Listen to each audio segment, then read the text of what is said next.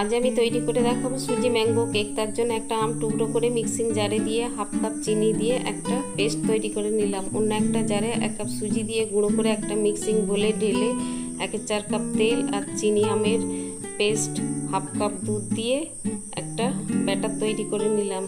30 মিনিটের জন্য রেস্টে রাখলাম।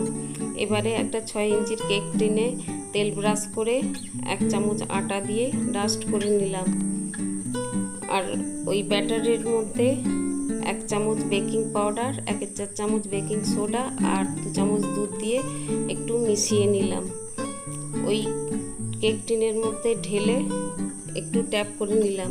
কড়াইটা 5 মিনিট মিডিয়াম ফ্লেমে প্রিহিট করা ছিল, তার মধ্যে দিয়ে কিছু ড্রাই ফ্রুটস অ্যাড করে ঢেকে দিলাম।